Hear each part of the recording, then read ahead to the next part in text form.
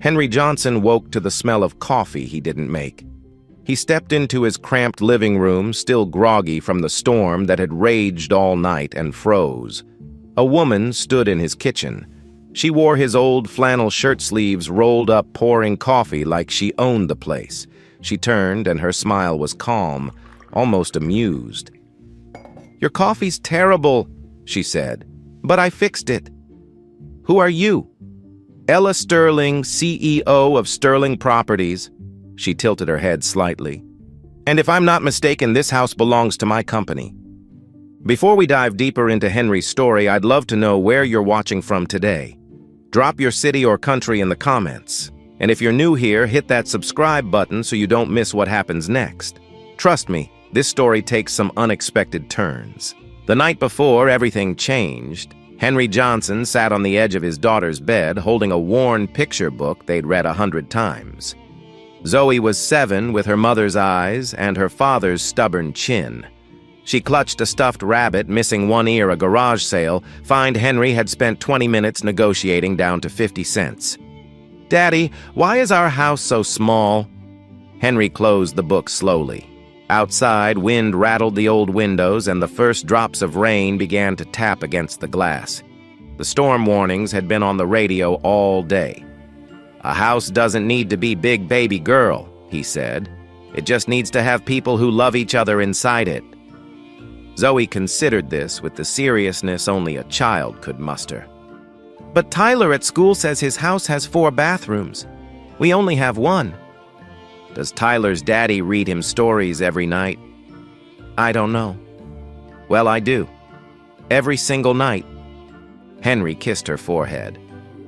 "That's worth more than 3 extra bathrooms." Zoe giggled, and the sound filled the small room like sunlight.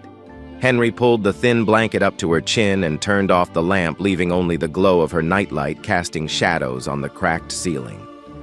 He stood in the doorway for a moment, watching her settle into sleep, and felt the familiar weight that lived in his chest. 4 years since Linda had passed. 4 years of doing this alone, working jobs that broke his back, fixing other people's broken things, while his own life held together with duct tape and stubborn will. The house groaned as the wind picked up outside. It was a small place in a rundown neighborhood owned by some big property company whose name he saw on the rent checks every month. Sterling Properties, the kind of company that bought up old neighborhoods and waited for the right moment to tear them down. But it was home, the only one Zoe had ever known. Henry walked to the kitchen, poured himself a glass of water, and watched the storm roll in through the window above the sink. Lightning split the sky, and thunder followed so close it shook the walls. That was when he heard the crash. Not thunder, something else. Metal screaming against metal, then a heavy impact that seemed to come from just down the street. Henry grabbed his jacket and ran out into the rain. The scene was chaos. A silver sedan had wrapped itself around the old utility pole at the corner, the same pole that had been leaning for years that the city never bothered to fix. Smoke poured from the crumpled hood, and even through the downpour, Henry could see the orange flicker of flames beginning to lick at the engine. He sprinted toward the car, rain soaking through his clothes in seconds. Through the shattered driver's window, he saw a woman slumped over the steering wheel, unconscious, blood running down her forehead. The fire was spreading. Henry didn't think.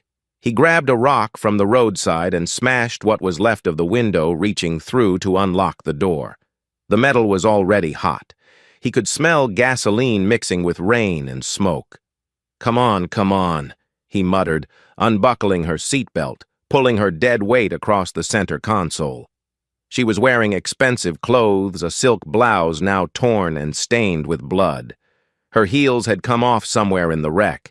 He dragged her out just as the flames reached the dashboard.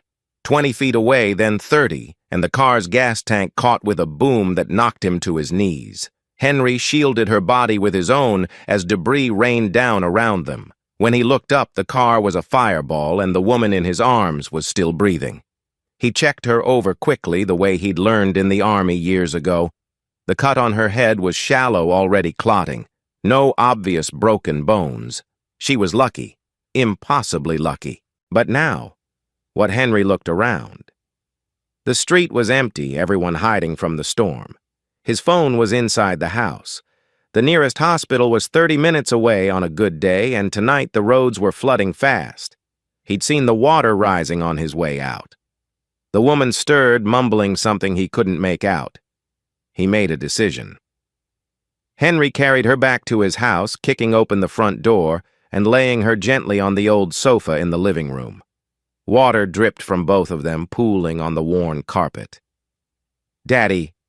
He turned. Zoe stood in the hallway, clutching her one-eared rabbit eyes wide. "It's okay, baby. This lady had an accident. Daddy's helping her." "Is she going to be okay?" Henry looked at the unconscious woman on his couch. In the dim light, he could see she was maybe mid-30s with sharp features and dark hair plastered to her face. Even unconscious and bleeding, there was something about her that suggested power control. The kind of person who wasn't used to being helpless. "She's going to be fine," he said. "Go back to bed, sweetheart. I'll take care of everything." Zoe hesitated, then padded back to her room. Henry heard her door click shut. He found his first aid kit under the bathroom sink, the one he kept stocked, because he couldn't afford doctor visits for every scrape and cut. He cleaned the wound on the woman's head, applied butterfly bandages, checked her pupils with a flashlight. She was responsive, just out cold. Probably a mild concussion. Her clothes were soaked through, torn in places spotted with blood and glass. She'd catch pneumonia if she stayed in them.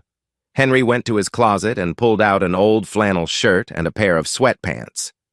He set them on the chair beside the sofa along with a towel, then wrote a note on a scrap of paper. "Clean clothes if you need them. Bathroom is down the hall." It was all he could do.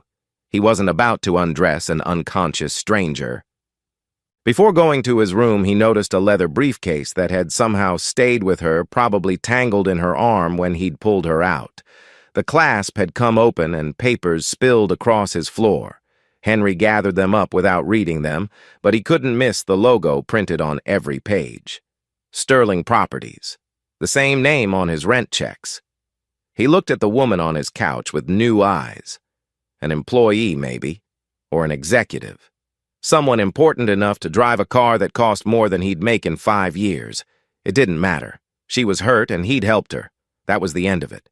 Henry put the papers back in the briefcase, set it beside the sofa, and went to bed. Sleep came hard. The storm raged outside, and every few minutes, he'd hear the woman stir, mumble something, then go quiet again. Twice he got up to check on her, making sure she was still breathing, that the bleeding had stopped. Around 3 in the morning, the storm finally began to ease. Henry drifted off with the sound of rain fading to a gentle patter on the roof. He woke to sunlight streaming through his window and the smell of coffee. For a moment, he thought he was dreaming. Linda used to make coffee every morning, and sometimes in the space between sleep and waking, he could still smell it, still hear her humming in the kitchen. But Linda was gone, and he lived alone with Zoe, who was 7 and couldn't reach the coffee maker. Henry got up slowly, his body aching from the night before. He walked down the short hallway to the living room, turned the corner, and stopped. The woman was standing in his kitchen. She'd changed into his flannel shirt, the sleeves rolled up to her elbows, his sweatpants hanging loose on her frame. Her hair was still damp but combed back, and the wound on her head had been rebandaged with supplies from his first aid kit. She must have woken early, found the note he'd left, and made herself at home while he slept. Now she was making coffee like she owned the place, not fumbling through cabinets, not apologizing for the intrusion.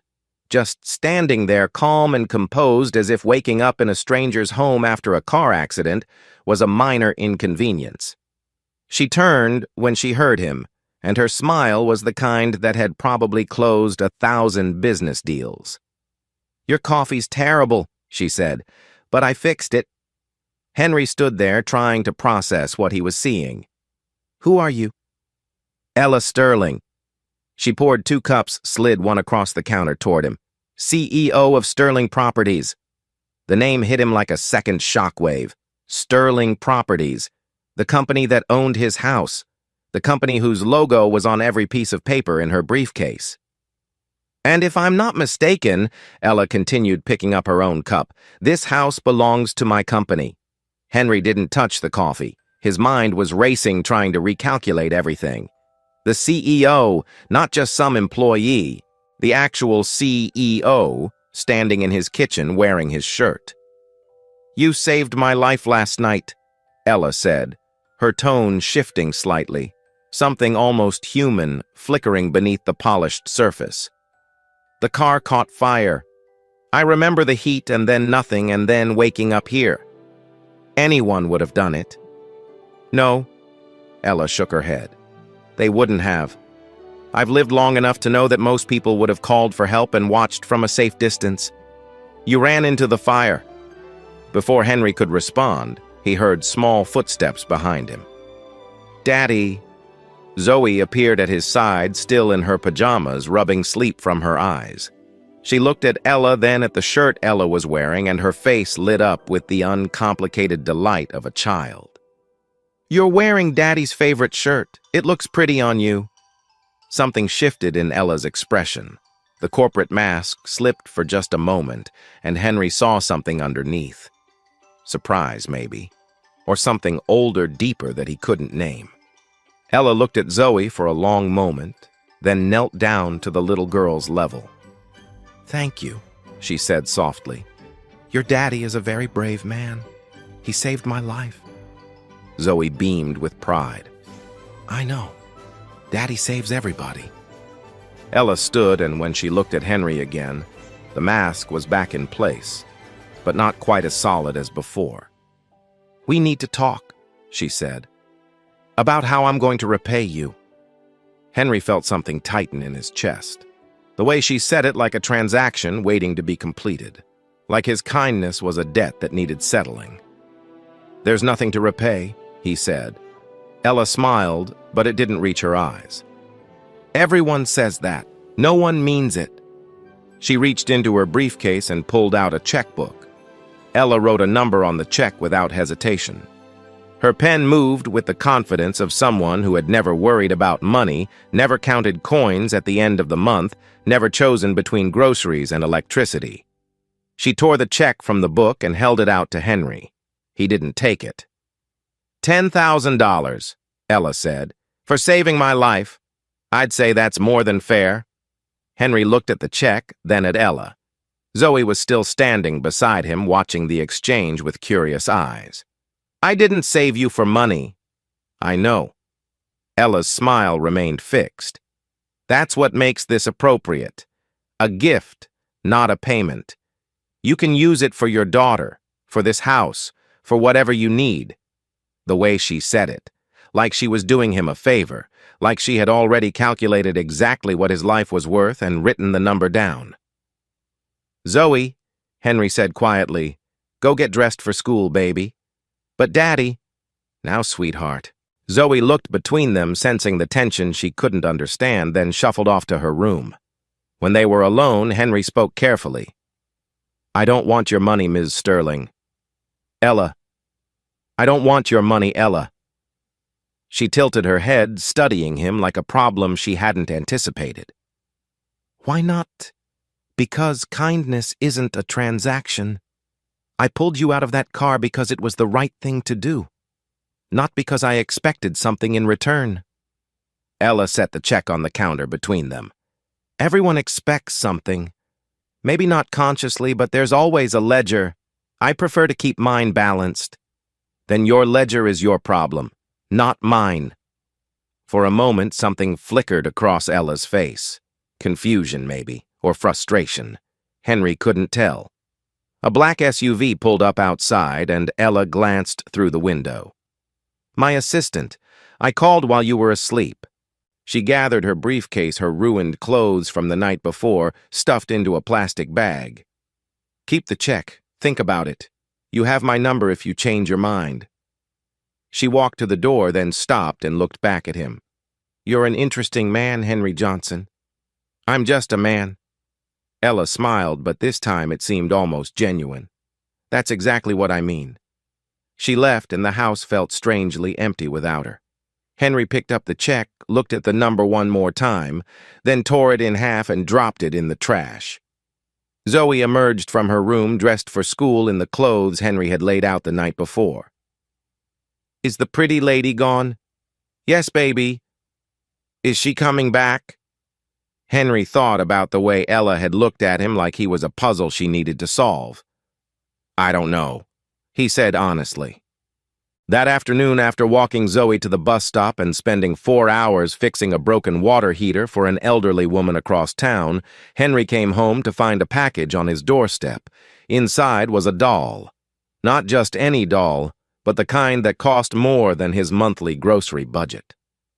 Porcelain face, real fabric dress, the sort of thing displayed in glass cases at department stores. The card attached read, "For Zoe, thank you. V." Henry stood in his doorway holding the box and felt something twist in his gut. When Zoe came home from school, she found the doll on the kitchen table. Her eyes went wide. "Daddy, where did this come from?" "The lady from this morning. She sent it for you." Zoe reached out to touch the doll's dress, her fingers trembling with excitement. "Can I keep it?" Henry wanted to say no. Every instinct told him this was wrong, that accepting gifts from Ella Sterling was the first step down a path he didn't want to walk. But Zoe's face was so full of joy, and she had so little. "Yes," he said. "You can keep it." 3 days later, Ella returned. Henry was in the backyard, repairing a section of fence that had blown down in the storm, when he heard a car pull up. He walked around to the front of the house and found Ella stepping out of her SUV dressed in clothes that probably cost more than everything he owned. "You didn't cash the check," she said. "I threw it away." "I know. I checked." Henry leaned against the porch railing, arms crossed. "So you came all the way here to confirm I'm not interested in your money?" "I came to understand why." "Why what?" Ella walked closer, stopping at the bottom of the porch steps. "Why you won't take it? Everyone takes the money, Henry. Everyone. I've been in business for 15 years, and I've never met a single person who didn't have a price." "Then maybe you've been meeting the wrong people. Or maybe you're lying to yourself about what you really want." Henry felt his jaw tighten. "You don't know anything about what I want. I know you live in a house that's falling apart. I know you work 3 jobs to keep food on the table. I know your daughter wears clothes from thrift stores and plays with toys from garage sales." Ella's voice wasn't cruel, just matter-of-fact. "I'm offering you a way out. Why won't you take it?" "Because it's not a way out, it's a leash." The words hung between them. Ella's expression shifted, the corporate confidence cracking just slightly. "A leash," she repeated. "You give me money and suddenly I owe you something. Maybe not today, maybe not tomorrow, but someday you'll remind me. That's how it works with people like you. People like me. Rich people. Powerful people. People who think everything can be bought." Ella was quiet for a long moment. When she spoke again, her voice was different, softer. "What if I told you I understand exactly how you feel? I'd say you're lying. My father was a handyman. Did you know that?" Ella climbed the first step, then the second, until she was standing on the porch almost at eye level with Henry. "He fixed things for a living. Toilets, sinks, electrical wiring. He raised me alone after my mother left. We lived in a house just like this one." Henry didn't respond. "He died when I was 12. Heart attack. We couldn't afford the ambulance in time." Ella's voice remained steady, but something in her eyes had changed. "I swore I would never be powerless like that again. I built everything I have from nothing, Henry. I know what it means to be poor. I know what it means to be looked down on. Then why do you treat people like transactions?" The question landed hard. Ella looked away toward the street, toward the SUV, waiting to take her back to her world. "Because transactions are safe," she said quietly.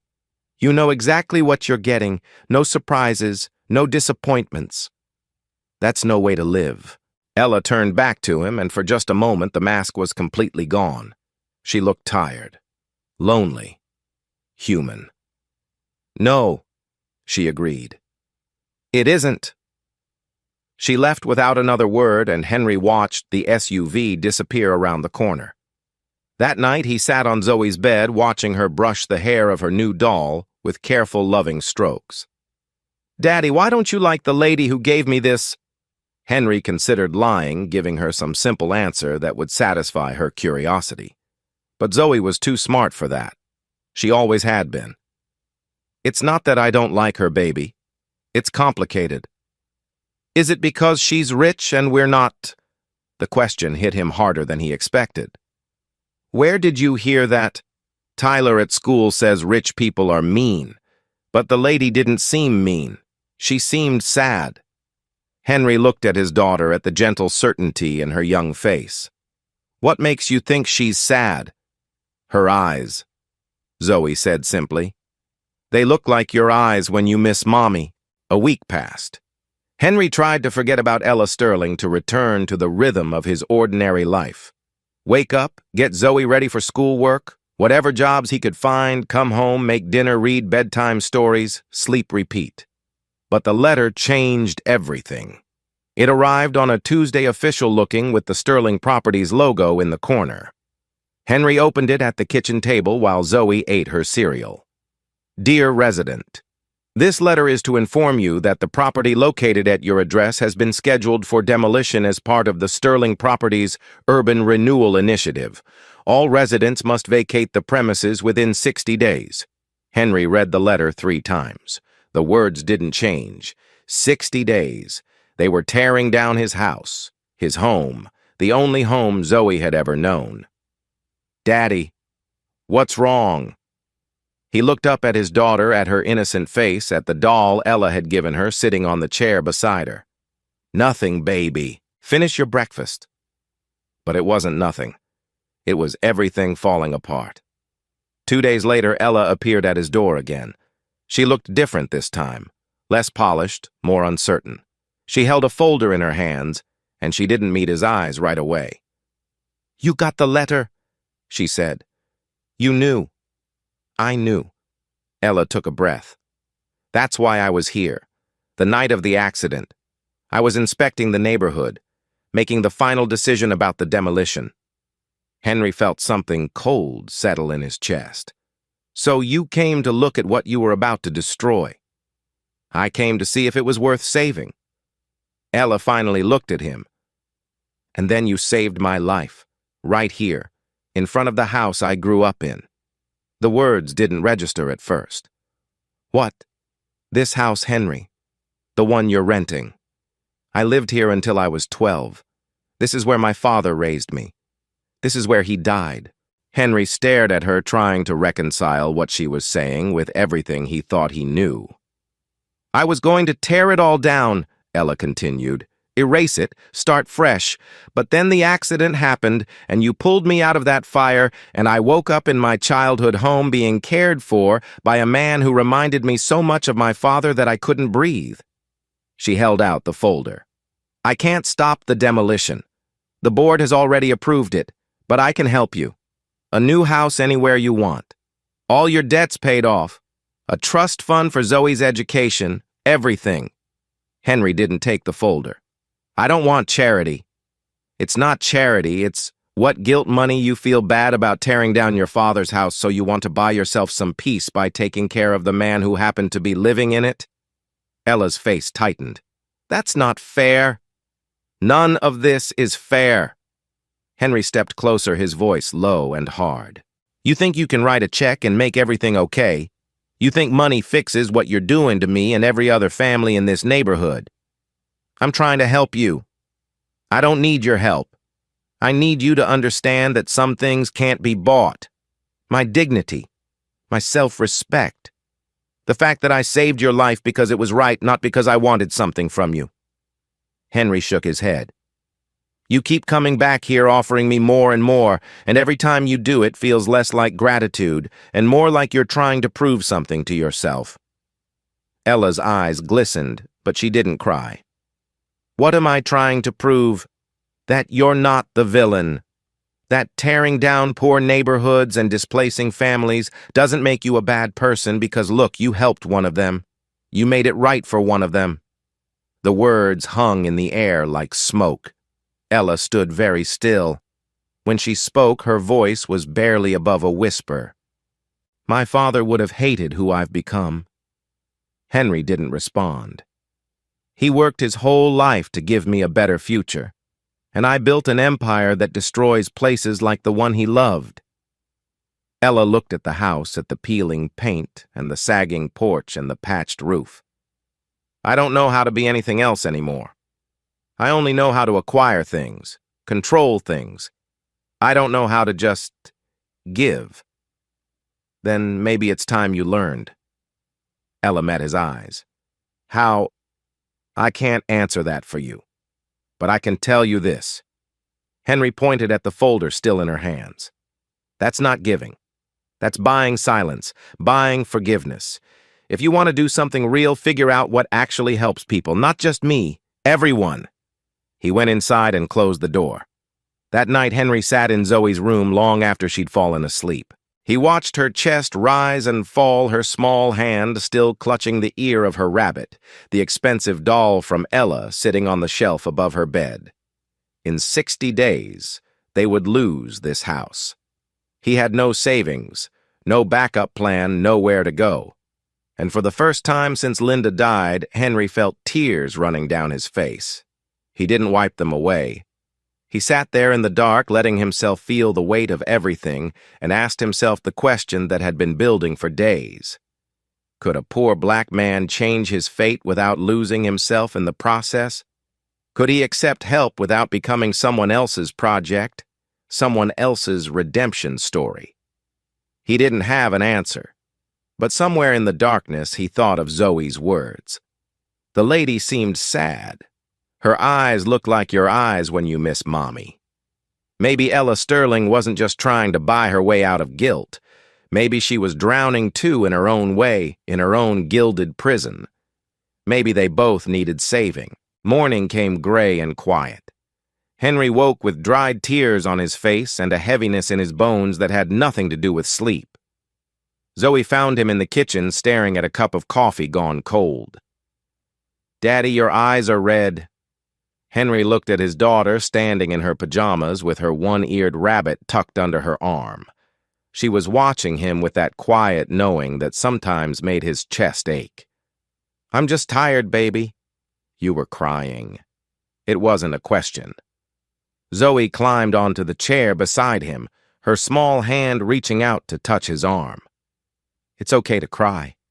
You told me that when Mommy went to heaven." Henry pulled her into his lap, holding her tight. She smelled like strawberry shampoo and childhood, like everything good he had left in the world. "I did say that, didn't I? Is it because of the letter, the one that made your face go all tight?" He should have known she'd noticed. Zoe noticed everything. "Yes," he admitted. "Some people want us to leave our house." "Why? Because they want to build something new here."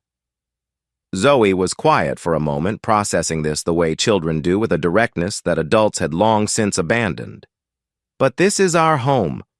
Where will we go?" "I don't know yet, sweetheart. But I'll figure it out.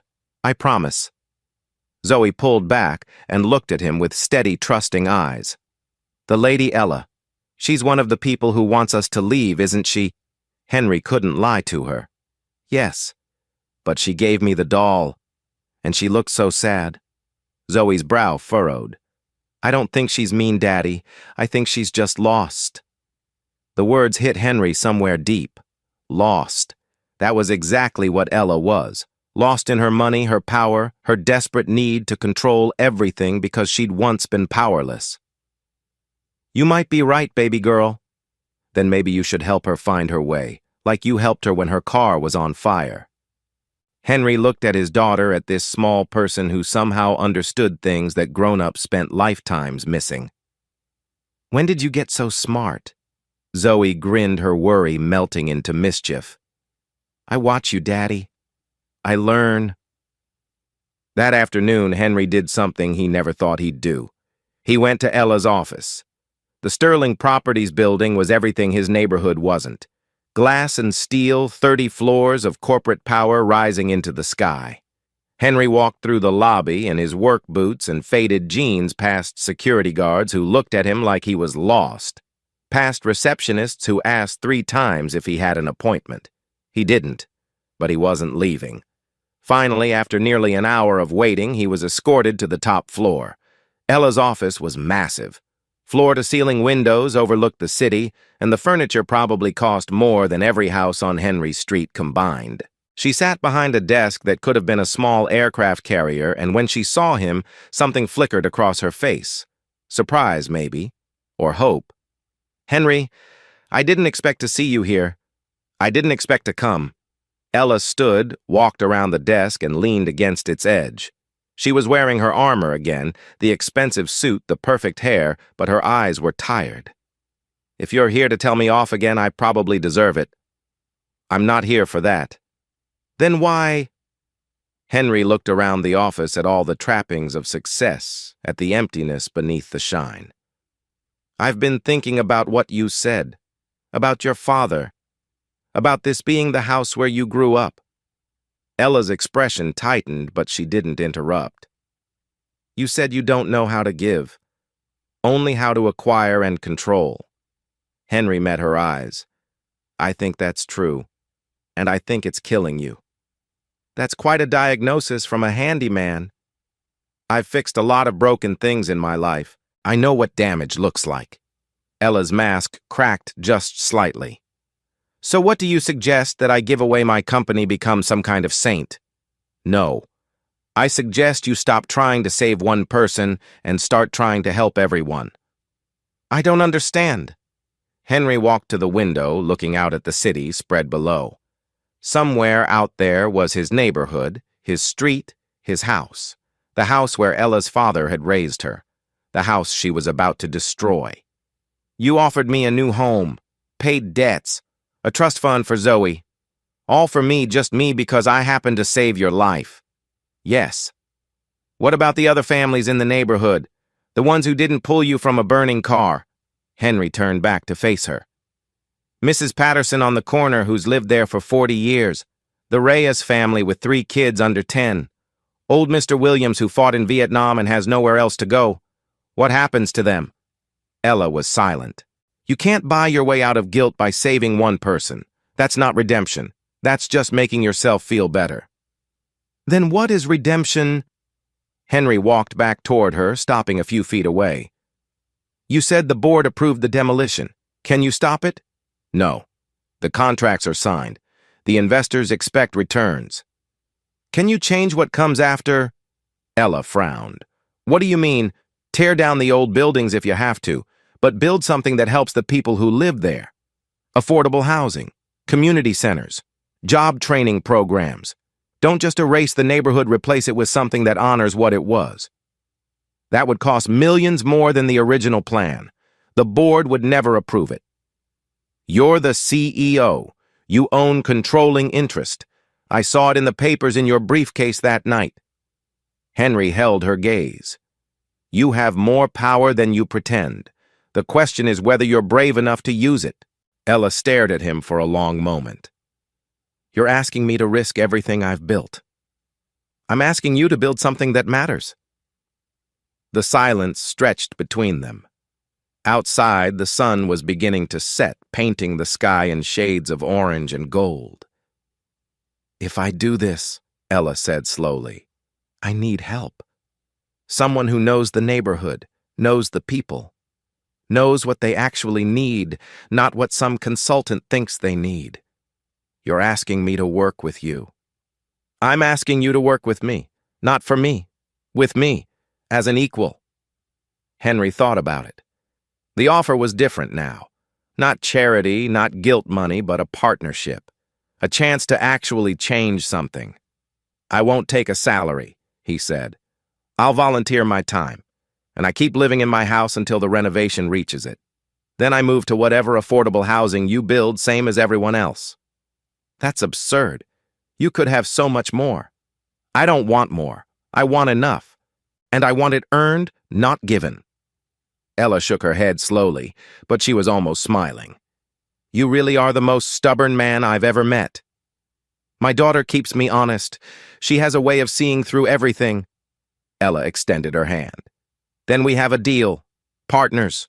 Henry shook it. Partners. 6 months later, the neighborhood looked different. The old houses were gone, but in their place rose something new. Affordable apartments with modern amenities. A community center named after Ella's father. A job training facility that had already helped dozens of residents find work. Henry had been there every day, leading the renovation crews, translating between the corporate planners and the residents who actually lived there. It wasn't easy. There were fights, setbacks, moments when he thought the whole thing would collapse. But they kept pushing. Now he stood in front of his new apartment, a modest 2-bedroom unit in the building that had risen where his old house once stood. It wasn't fancy, but it was solid, safe. A place where Zoe could grow up without worrying about leaking roofs and broken windows. Zoe ran out the front door, her one-eared rabbit in one hand, her expensive doll in the other. Daddy, Ella's here. Henry turned to see Ella walking up the path. She looked different these days, less polished, more real. She wore jeans and a simple blouse, her hair pulled back in a ponytail. The corporate armor was gone. How does it feel? She asked, stopping beside him. Like home. Ella smiled. It was genuine now, nothing calculated about it. The board thinks I've lost my mind. Stock price took a hit. 3 investors pulled out. Do you regret it? She looked at the community center, at the children playing in the new park, at the families moving into apartments they could actually afford. Not for a second. Zoe tugged at Ella's hand. Want to see my room? Daddy painted it yellow because that was Mommy's favorite color. Ella glanced at Henry, asking permission with her eyes. He nodded. I'd love to, sweetheart. The two of them disappeared inside, and Henry heard Zoe's excited chatter echoing through the hallway. He walked to the wall of the community center where a dedication plaque had been installed. The Robert Sterling Community Center, in memory of a father who taught his daughter that hard work and kindness matter more than wealth. May this place serve those who need it most. Henry had helped write those words. Ella had cried when she read them for the first time. He went inside his apartment and found Ella and Zoe sitting on the living room floor, the expensive doll propped up between them. She says the doll's name is Hope, Ella said. Zoe names everything. Her rabbit is called Lucky. Because he only has one ear, Zoe explained seriously, but he's still the best rabbit ever. Ella laughed, and the sound was warm, unguarded. Nothing like the woman who had stood in Henry's kitchen all those months ago, offering checks like Band-Aids.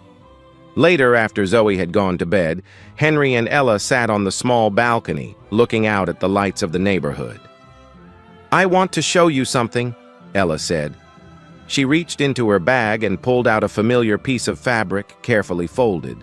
Henry recognized it immediately. The old flannel shirt she had worn that first morning. I had it framed, Ella said. It's been hanging in my office as a reminder. A reminder of what? That the best things in life aren't transactions. They're gifts, given without expectation. She held the frame out to him. I think it belongs here now, with you. Henry took the frame, looking at the faded flannel behind the glass. It seemed like a lifetime ago that he'd found her wearing it in his kitchen, making coffee like she owned the place. I'll hang it in the living room, he said, right where Zoe can see it every day. What will you tell her it means? Henry thought about the question, about everything they'd been through, about what he'd learned and what he still didn't understand. I'll tell her that sometimes the things that surprise us the most become the things that change us the most, and that real dignity isn't about refusing help. It's about knowing who you are no matter what anyone offers you or takes from you. Ella was quiet for a moment. Your daughter is very lucky to have you. I'm lucky to have her. She's the one who told me you weren't mean, just lost. Smart kid. The smartest. They sat in comfortable silence, watching the stars appear one by one above the city. Tomorrow there would be more work, more challenges, more moments of doubt and frustration. But tonight, there was peace. Henry thought about Linda, about what she would say if she could see them now. He liked to think she'd be proud that he'd stayed true to himself, proud that he'd found a way to help without losing who he was, proud that their daughter was growing up knowing that kindness and dignity were worth more than any check. The flannel shirt hung on the wall. A woman had worn it on the strangest morning of his life. Now it was a reminder that even the most unexpected encounters could lead somewhere meaningful. Not everything had been fixed. Some things never would be. But that was okay. The best things in life weren't about fixing. They were about growing. Together. And Henry Johnson, single father, handyman, stubborn guardian,